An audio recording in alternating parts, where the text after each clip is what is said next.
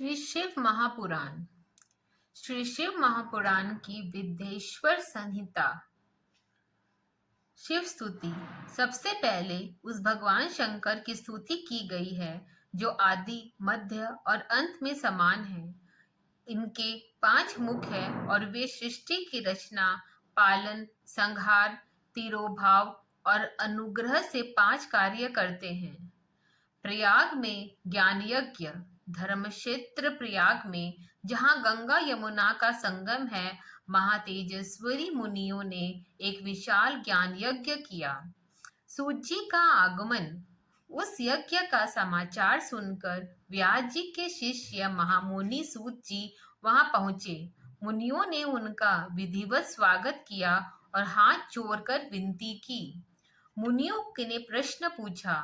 मुनियों ने सूत जी को सर्वज्ञ, विद्वान, रोमहर्षण कहकर संबोधित किया। उन्होंने कहा कि अपने व्यास जी से संपूर्ण पुराण विद्या पाई है। आप तीनों लोकों के भूत, वर्तमान, भविष्य सब जानते हैं। इसलिए हम आपसे एक ही बात पूछना चाहते हैं। ऐसा कौन सा सरल साधन है जिससे तुरंत पापों का नाश हो जाए, क्योंकि कलयुग में मनुष्य का कल्याण इसी से होगा। इसमें मुनियों ने सूत जी को कलयुग के घोर लक्षण बताकर फिर वही प्रश्न दोहराया कि कलयुग के लक्षण। सूत जी ने मुनि कहते हैं कि घोर कलयुग में मनुष्य पुण्य से दूर रहेंगे, दुराचार से फंसेंगे, झूठ बोलेंगे, दूसरों की निंदा करेंगे, पराया धन हड़पेंगे, पराई स्त्रियों में आसक्त होंगे और हिंसा करेंगे। चारों वर्ण की दुर्दशा होगी। ब्राह्मण, क्षत्रिय, वैश्य और शूद्र। ब्राह्मण लोभी होकर वेदों को बेचेंगे, विद्या सिर्फ धन के लिए पढ़ेंगे। क्षत्रिय सर्वधर्म त्याग देंगे, कायर और विभचारी होंगे। वैश्य नाप तोल में धोखा देंगे, संस्कार भ्रष्ट होंगे। शूद्र ब्राह्मणों के आचरण अपनाकर भी धर्म त्याग देंगे। स्त्रियों की स्थिति कुछ अच्छी नहीं रहेगी। कलयुग की स्त्रियां सदाचार से भ्रष्ट, पति का अपमान करने वाली, सास ससुर से द्रोह करने वाली और बुरे स्वभाव की हो जाएंगी। मुख्य प्रश्न यह है कि मुनि चिंतित होकर कहते हैं कि जिनकी बुद्धि नष्ट हो गई है और उन्होंने धर्म त्याग दिया है, उन्हें इस लोक और परलोक में उत्तम गति कैसे मिल पाएगी। इसलिए हे सूत जी, आप कृपा करके वह छोटा सा उपाय बतलाइए जिससे तुरंत आप सबके पापों का नाश हो जाए। पूरे प्रसंग का सार यही है कि कलयुग में धर्म का हास्य देखकर प्रयाग में मुनि सूत जी से प्रार्थना करते हुए कहते हैं कि वे पापों को तुरंत नष्ट करने वाला सबसे सरल और गोपनीय साधन बतलाइए जिससे सभी का कल्याण हो सके। इसके बाद व्यास जी कहते हैं कि मुनियों की बात सुनकर सूत जी भगवान शंकर का स्मरण करके उत्तर देने लगे। पुराणों की महिमा और रचना का वर्णन। सृष्टि के आरंभ में भगवान शिव ने 1 करोड़ श्लोकों वाला विशाल पुराण बनाया था। द्वापर युग में महर्षि व्यास जी ने इसे संक्षिप्त करके 4 लाख श्लोकों में संकलित किया। वर्तमान में यह 24,000 श्लोकों वाला शिव पुराण उपलब्ध है। यह 7 संहिताओं में बटा है।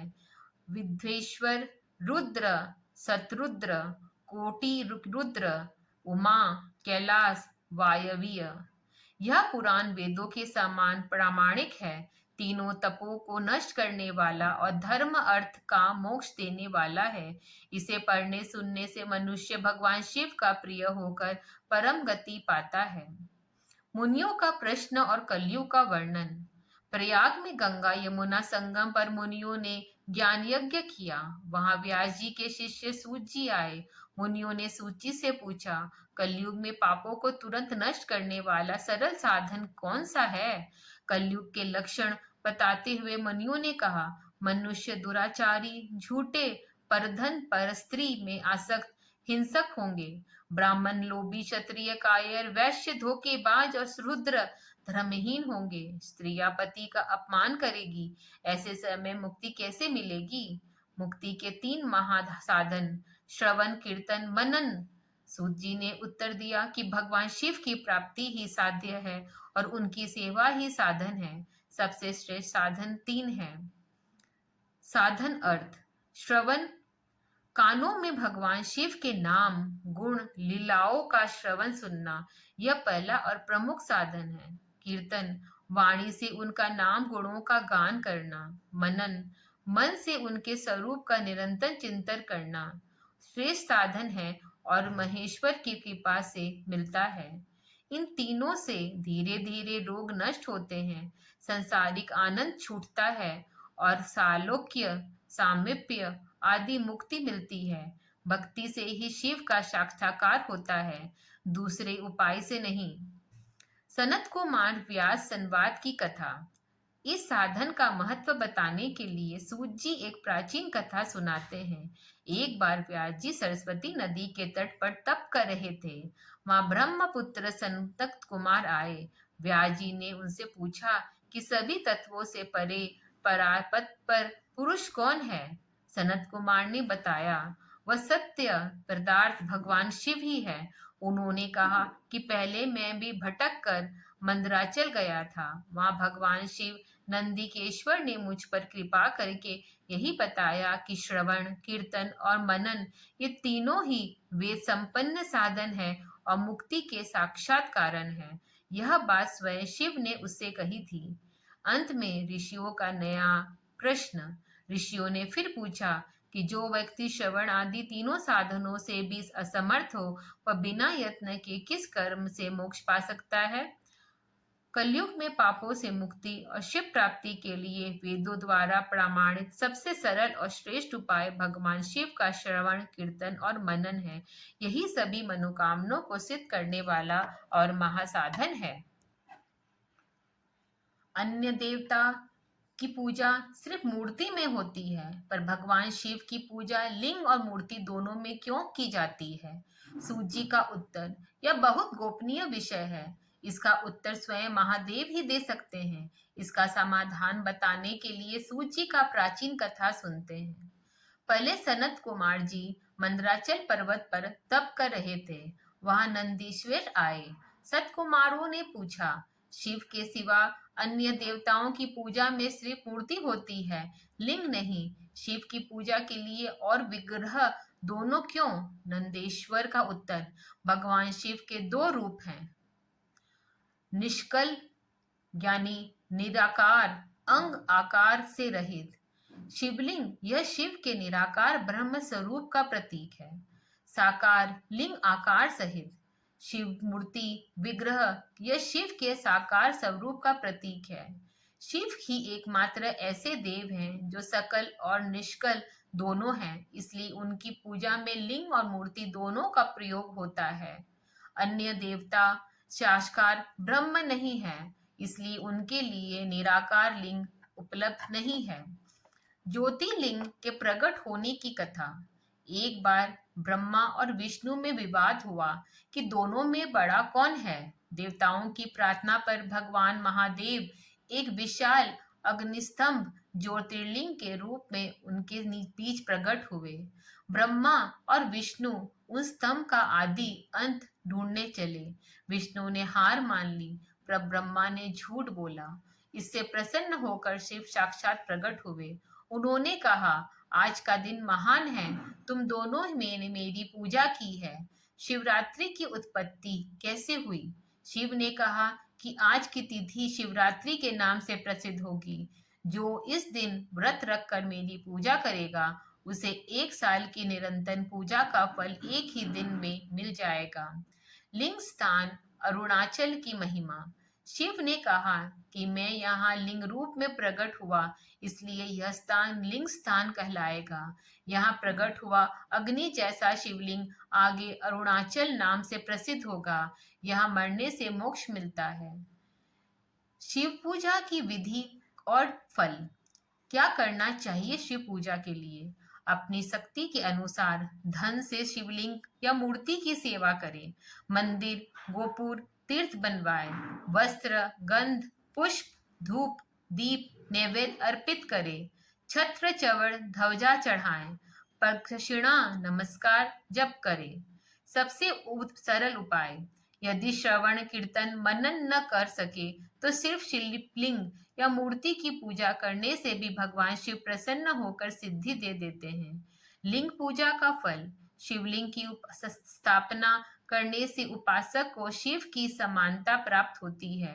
एक बार दूसरा लिंग स्थापित करने से सामयुजन्य मोक्ष मिलता है। लिंग पूजा भोग और मोक्ष दोनों देने वाली है। मुख्य सिद्धांत, शिव ने कहा, मेरे दो रूप हैं, ब्रह्म भाव मेरा निष्कल रूप है और महेश्वर भाव सकल रूप। मैं ही परब्रह्म परमात्मा हूँ। लिंग और लिंगी में अभेद है, इसलिए मेरे लिंग की पूजा करनी चाहिए। 5 पन्नों का कुल सार क्या है? भगवान शिव निराकार और साकार दोनों हैं। इनके निराकार रूप का प्रतीक शिवलिंग है और साकार रूप का प्रतीक मूर्ति है, इसलिए उनकी पूजा दोनों में की जाती है। कलयुग में मुक्ति का सबसे सरल साधन शिवलिंग की पूजा और शिवरात्रि का व्रत है। अपनी शक्ति के अनुसार धन से शिवलिंग या शिव मूर्ति की सेवा करें। मंदिर, मठ, तीर्थ बनवाएं। वस्त्र, गंध, पुष्प, धूप, दीप नैवेद्य अर्पित करें। छत्र, चवड़, ध्वजा चढ़ाएं। प्रदक्षिणा नमस्कार जप रोज करें। जो श्रवण कीर्तन मनन न कर सके वह शिवलिंग या मूर्ति की पूजा करे। ऋषियों का प्रश्न, अन्य देवताओं की पूजा सिर्फ मूर्ति में होती है, पर शिव की पूजा लिंग और मूर्ति दोनों में होती है। सूत जी ने सनत कुमार नंदीश्वर संवाद से उत्तर दिया, निष्कल, निरर्थक, अंग आकार से रहित शिवलिंग शिव के निराकार ब्रह्म स्वरूप का प्रतीक है। साकार शिव मूर्ति विग्रह शिव के साकार रूप का प्रतीक है। भगवान शिव एकमात्र ब्रह्म है जो सरल और निष्कल दोनों है।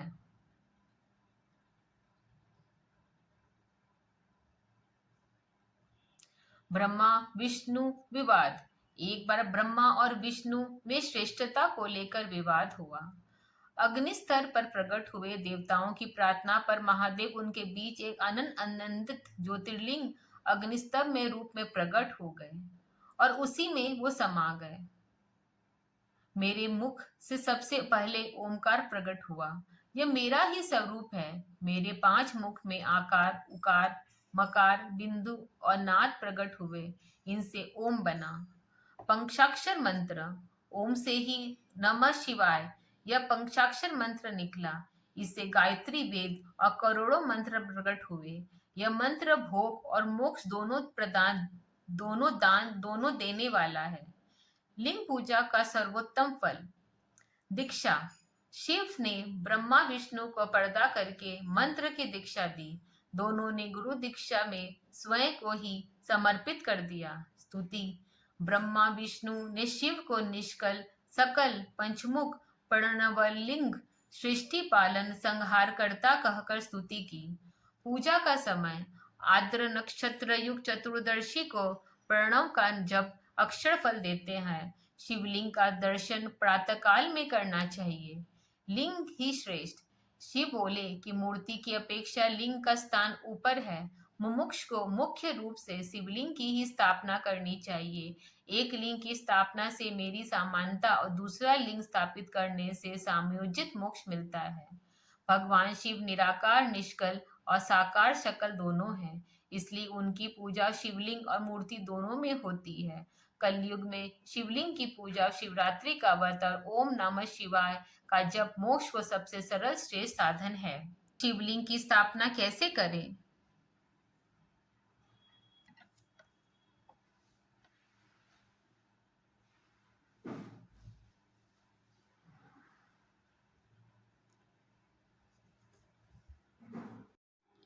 ऋषियों ने प्रश्न पूछा। सूजी ने पूछा, शिवलिंग की स्थापना कैसे करें?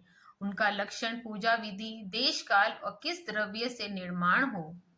सूत जी का उत्तर, पवित्र तीर्थ, नदी तट पर मिट्टी, पत्थर, धातु या रत्नों से शिवलिंग बनाकर पीठ सहित स्थापना करें। आकार, खाट के पाए जाए जैसा ऊपर नीचे मोटा, नीचे से पतला, लंबा, अजमान की एक उंगल के बराबर हो। चल अचल लिंग, जल प्रतिष्ठ के लिए छोटा लिंग, विग्रह अचल के लिए स्थूल लिंग श्रेष्ठ। विशेष नियम क्या है? लिंग और पीठ का एक ही द्रव्य हो। वाण लिंग के लिए यह नियम नहीं। विधि गर्भगृह सुंदर हो, 9 रत्न और वैदिक मंत्रों से भूमि शुद्धि करके 5 स्थानों पर पूजन करके नाद घोष से ओम का उच्चारण करते हुए स्थापना करें। शिवलिंग पूजन की विधि और सरल उपाय। 16 उपचार।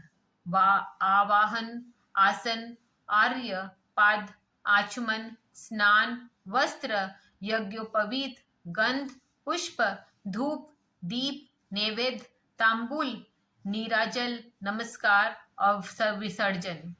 सरल संकल्प। यदि 16 उपचार न कर सके तो अभिषेक, नैवेद्य, नमस्कार और तर्पण रोज करें।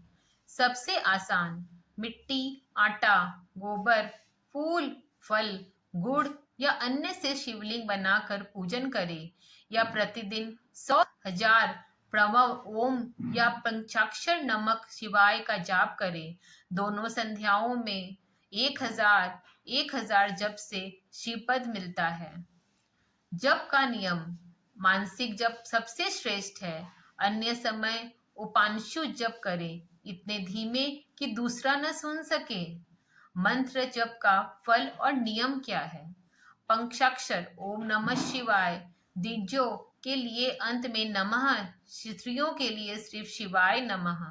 जप का फल। 5 करोड़ जप से सदाशिव पद, 4 करोड़ से महेश्वर, 3 से रुद्र, 2 से विष्णु, 1 से ब्रह्मा का पद मिलता है। गायत्री जप। ब्राह्मण रोज 108 गायत्री जप करे तो शिव पद मिलता है। सेवा का फल। शिव के लिए बगीचा लगाना, मंदिर में झाड़ू लगाना, काशी आदि श्रेष्ठ में निवास करना, ये सभी शिवप्रद देते हैं। पितृक्रम। शिव क्षेत्र में श्रद्धा, पिंड दान करने से पितरों का उद्धार होता है और करने वाले को तत्काल पापों से मुक्ति मिलती है। मुख्य नदियों और उनके फल क्या हैं? गंगा 100 मुख, काशी प्रयाग तट पर मकर संक्रांति में स्नान से स्वर्ग मिलता है। गोदावरी 21 मुख, ब्रह्म हत्या, गोबर का नाश, सिंह संक्रांति पर भद्रपद से स्नान से मुक्ति मिलती है और शिवलोक की प्राप्ति होती है। नर्मदा 24 स्तोत्र, स्नान से वैष्णव पद मिलता है। कावेरी 27 मुख, समस्त अभिष्ट देती है। तुला राशि में स्नान से ब्रह्म विष्णु पद मिलता है। सरस्वती 60 धारा, तट पर निवास से ब्रह्म पद मिलता है। शौणभद्र, तमसा, रेवा, कृष्णवेणी, तुंगभद्रा, स्वर्णमुखरी आदि भी विशेष फलदायी हैं। विशेष फल क्या है? मकर, मेष, सिंह, तुला, वृश्चिक, धनु, कुंभ राशि में सूर्य स्टार बृहस्पति के समय विशिष्ट नदियों में स्नान का महत्व फल है। तिथियों की मर्यादा। पुण्य श्रेष्ठ में किया गया छोटा पुण्य भी कई गुना बढ़ता है, पर छोटा सा पाप भी महान हो जाता है। इसलिए तीर्थ में सूक्ष्म से सूक्ष्म पाप भी न करें। निवास का फल। शिव क्षेत्र में एक रात भी निवास करने से क्रमशः शिवपद मिलता है। शिवलिंग भगवान शिव के निराकार निष्कल स्वरूप का प्रतीक है, इसलिए उसकी पूजा सर्वश्रेष्ठ है। कलयुग में मिट्टी या आटे में शिवलिंग का पूजन, ओम नमः शिवाय का जप और काशी, गंगा, गोदावरी, माँ कावेरी आदि महापुण्यों में स्नान निवास से सबसे सरल और शीघ्र मोक्ष देने वाले होते हैं। शौच और स्नान के नियम। शौच विधि। जल, अग्नि, ब्राह्मण, देवता की ओर मुख करके मलमूत्र त्याग न करें। शौच के दिन बाद लिंग में 1 बार और गुदा में 7, 5 या 3 बार मिट्टी लगाकर धोएं। फिर हाथ पैर धोकर 8 बार कुल्ला करें। दातुन। वृक्ष से पत्ते या पतली लकड़ी से दातुन करें। तर्जनी उंगली का प्रयोग ना करें, वो वर्जित है। स्नान। नदी में कमर या कर्ण तक जल से में खड़े होकर मंत्र पढ़ते हुए स्नान करें। देवता, पितर, ऋषियों का तर्पण करें। स्नान के बाद धुला वस्त्र और उत्तरीय धारण करें। भस्म धारण। जाबाली उपनिषद के अनुसार ओम अग्निरिति भस्म मंत्र से भस्म अभिमित्रित करके मस्तक, ललाट, वृक्ष और कंधों पर त्रिपुंड लगाएं। त्र्यंबक यजामहे मंत्र से 3 रेखाएं खींचे। मध्य उपासना और प्रायश्चित। मंत्र स्नान। आपोहिष्ठा आदि 3 प्रचारों से सिर, पैर, हृदय पर जल छिड़के इसके मंत्र स्नान करते हैं। अपवित्रता, रोग या जल न मिलने पर यही करें। संध्या के समय प्रातः सूर्य को अंजलि से आर्य मध्य में एक आर्य साय पश्चिम की और मुख्य करके पृथ्वी पर अर्घ दे। समय का महत्व। सूर्यास्त से 2 घड़ी पहले ही संध्या निष्फल है। ठीक समय पर संध्या करें। प्रायश्चित। एक दिन संध्या छूट जाए तो 100 गायत्री अधिक जपे। 10 दिन से ज्यादा छूट जाए तो 1,00,000 गायत्री। 1 महीना छूट जाए तो पिसे उपनयन संस्कार कराए। गायत्री और प्रवण ओम का महत्व। गायत्री जप ब्राह्मण रोज प्रातः 1000, मध्याह्न 100, साय 28 बार जपे। क्षत्रिय वैश्य तीनों संध्याओं में यथाशक्ति जपे। प्रणव ओम। ये 3 अक्षर ब्रह्मा, विष्णु, रुद्र के प्रतीक है। ओम का जप ब्रह्म की प्राप्ति कराता है।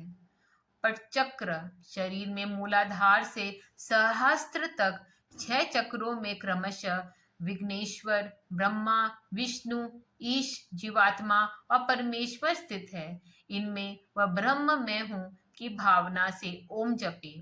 जप का फल। 1000 गायत्री से ब्रह्मलोक, 100 से इंद्रपद मिलता है। 5,00,000 गायत्री जप से वाला ब्राह्मण कहलाता है और 70 वर्ष बाद संन्यास लेकर रोज 12,000 प्रवव जपे। धर्म, दान और कलयुग का धर्म। धर्म का क्रम।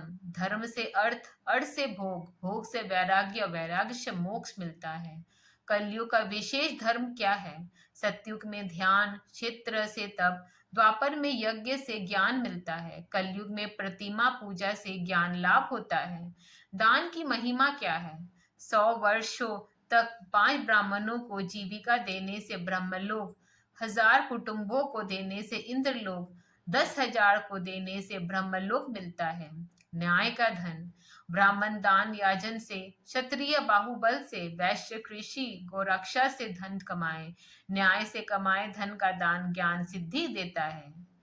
तीर्थ की चेतावनी। पुण्य श्रेष्ठ में छोटा पुण्य भी कई गुना बढ़ता है, पर छोटा सा पाप भी महान हो जाता है।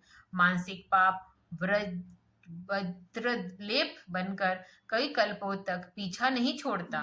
इस पन्ने में शिव पुराण रोजमर्रा के आचरण का विधान बताया गया है।